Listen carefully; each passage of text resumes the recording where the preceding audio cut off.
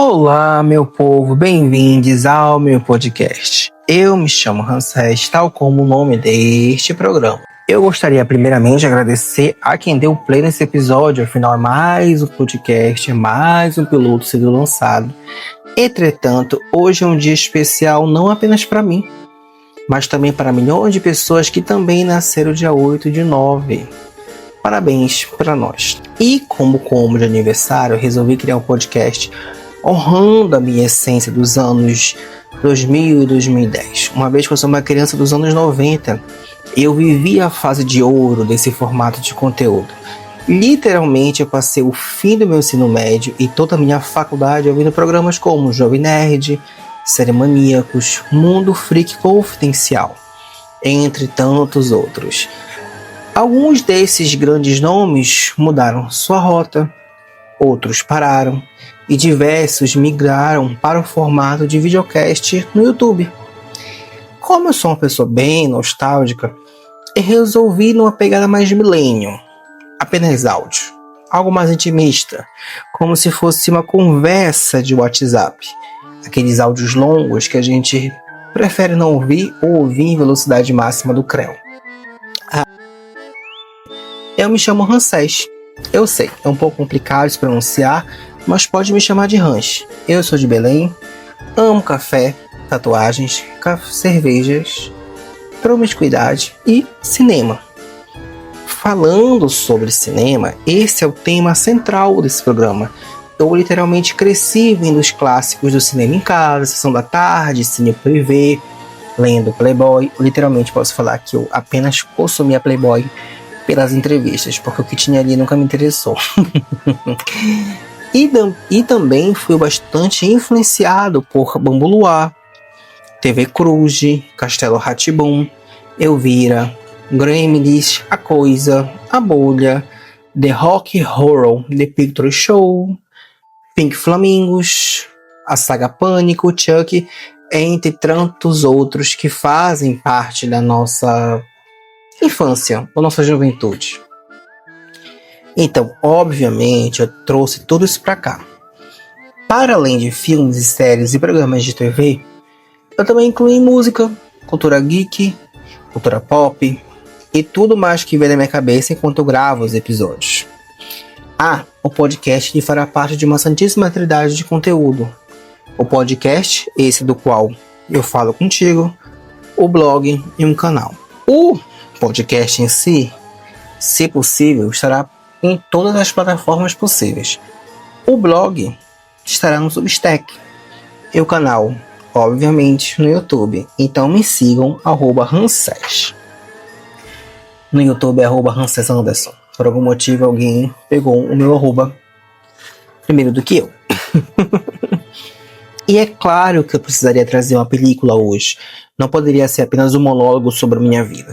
Não que os outros episódios também não sejam monólogos sobre a minha vida, mas hoje é dia de falar sobre A Mulher da Casa Abandonada, uma série documental que me deixou bastante impactado por alguns motivos.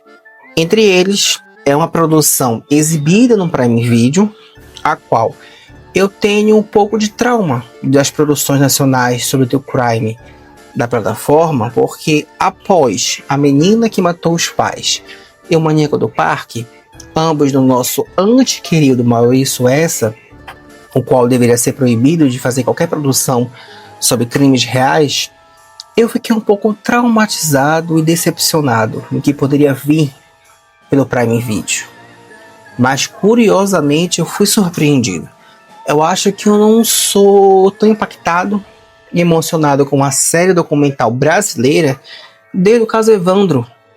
Também o podcast, esse pelo Projetos Humanos, do Ivan Mizanzuki, que também aborda sobre o caso Leandro Bossi, que infelizmente foi drasticamente apagado e ressuscitado se não fosse esse projeto do Ivan. O que conecta com os dois casos, que infelizmente alguns corpos valem mais do que outros. Dando contexto sobre o caso Evandro, eu lembro que eu fiquei bastante impactado que na época eu estava terminando de escrever meu TCC. E eu fazia de madrugada isso, porque era mais silencioso. E eu lembro que tem um episódio que a gente vai saber o que acontece com a Celina Bage, e a Beatriz Cordeiro Abage, sua filha, do qual elas são interrogadas, entre muitas aspas, torturadas e pressionadas a assumir o crime que elas não cometeram. Essas que foram colocadas como bruxas de Guaratuba. Esse caso acontece no final dos anos 80, começo dos anos 90, e ali a gente vê muito presente o pânico cristão misturado com tolerância religiosa, né? E praticamente ali, no interior de Curitiba, a gente vê uma Santa Inquisição acontecer. E no caso, especificamente, que a gente vai conversar aqui, da mulher da casa abandonada, a Margarida Bonetti, aquela velha desgraçada, ela é o exemplo, ou melhor, exemplo não, ela é a personificação da cultura do engenho, da cultura escravista e da cultura racista. Porque tem um momento que ela fala na série que é normal tratar os empregados dessa forma. Normal porque ela é uma mulher negra, né? A vítima, a verdadeira protagonista, a Hilda Rosa dos Santos.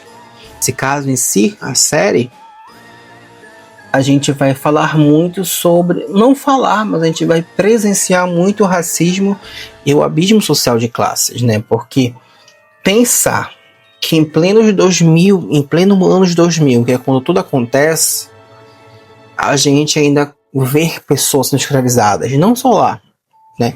Infelizmente nos dias de hoje também. E a protagonista dessa história, a verdadeira personagem importante dessa conversa, é a Hilda Rosa dos Santos, uma mulher negra, uma mulher pobre, que chegou a passar pela humilhação de não saber a data do seu aniversário, porque desde quando ela se entende por gente, ela foi empregada. A vida dela inteira foi servir a Casa Grande. Ela passou a vida dela inteira servindo os brancos, né? Ao ponto da Margarida Bonetti falar que em algum momento da vida os pais falaram para ela que ela ganhou a Hilda de presente, como se a gente pudesse comparar um ser humano como um adereço, né? E eu admito que quando eu escutei isso eu precisei respirar um pouco, porque fazer esse tipo de comparação e a pessoa falar isso em áudio, que ela mandou esse áudio pro Chico Felice, chega a ser assustador. Ela falar isso rindo. Não consigo mensurar ou colocar em palavras o quão consegue ser assustador uma pessoa que fala isso. E achar que ela está falando a coisa mais normal da vida, como se ela estivesse falando que ela fosse comprar um pão. É o tipo de série que a gente assiste, a gente precisa respirar. Eu admito que eu assisti ela só de uma vez. No domingo passado, fui dormir umas 3 da manhã, muito reflexivo, porque eu sou filho de contador com uma mulher que é serviços gerais. Então eu fico imaginando o tipo de humilhação que a minha mãe passou, né? E assim, são cortes bem diferentes, recortes sociais um pouco diferentes, na verdade, recortes sociais com classe social um pouco diferente. E eu fiquei muito mal em pensar que a minha mãe poderia ter passado por gente como a Bonetti. Mas indo por um caminho um pouco mais técnico, uma coisa que me chamou muita atenção, além do roteiro, da direção, da montagem da série, a direção de arte me chamou muito a atenção. Assim, foi algo que me impressionou demais.